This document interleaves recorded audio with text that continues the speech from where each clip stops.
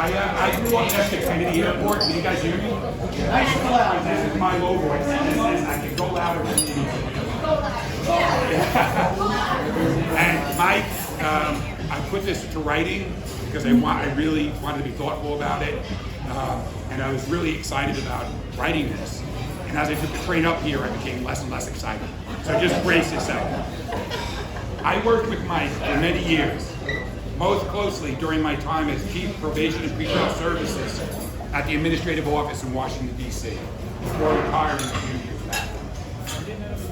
There are many stories I could tell you about Mike, but for the sake of brevity, I will keep it focused to the ones most profound in my memory. The best phone call I ever had with a Chief Probation Officer was with Mike Fitzpatrick.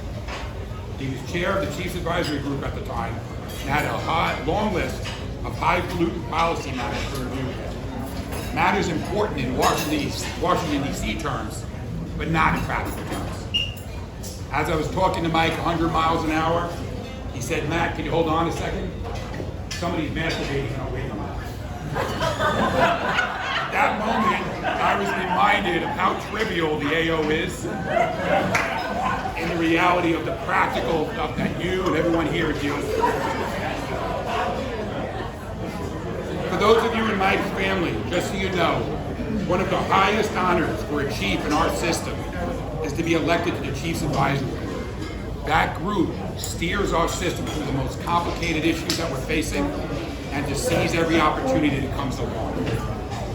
Even a higher honor still is being the chair of the Chiefs Advisory Group. That's elected by your peers, and that's what Mike was. But every chair of the Chiefs Advisory Group faces a crisis. For Mike, it was sequestration. Anybody remember sequestration? I know by John Fitzgerald terms, those are the good years. But then we were facing an unprecedented budget cut, and it was unexpected, and we were going to have to lay off a large number of probation officers. If not lay them off, furlough them for extended periods.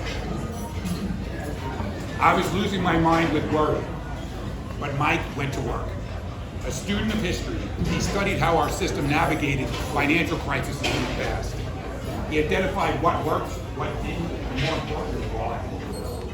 He began talking to people one-on-one, and then progressively went to larger and larger groups, getting people's perspectives, hearing their concerns.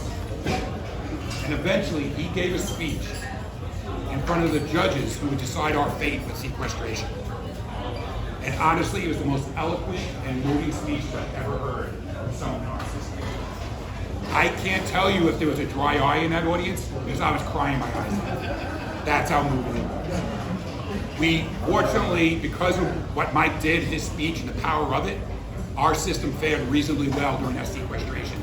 He saved a lot of people's jobs, and by doing that, he made everyone safer, he made investigations more effective, he made us more of an asset to the court.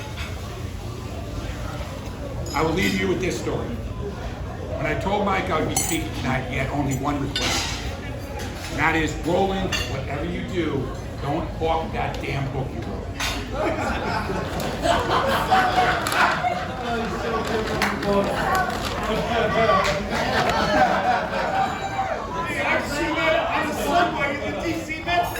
So I'm not going to hawk this book right now. Thanks. Keep it to yourself, Art. Keep it to yourself. But I do want to mention, and this is absolutely true, Mike knows this is true, that he was the inspiration for one of the characters. And you're not the namesake. What's the opposite of the namesake? Infidel? Anybody know here? You won't fail the IQ test. It's an infidel. So Mike is the namesake for one of the characters in the book. And how this came to be was extreme divine providence. I happened to be visiting Mike here in Manhattan when I was doing the research on a 19th century neighborhood called the Five Points. Mike, as he was prone to do as we were walking to lunch, was pointing out, actually, coincidentally, where the 5 points were. I had not told him what I was working on and why I was doing the research. And I think he was only doing that to fill the air so it wouldn't bother him to pay over. But he was doing it nonetheless. And as he did it, he made the neighborhood come alive. He made the characters that I was researching come alive. So if you do happen to read this book, no pressure, if you do happen to read this book, you will see a character in there by the name of Fitzpatrick. And if you listen close enough, you will hear Mike's voice. You will hear Mike's sarcasm. And you will hear Mike's humor and uplifting nature. So for that, Mike, I wanted to thank you. You're not going to read this, so I'm leaving this to your family. But I wanted to wish you the best of luck.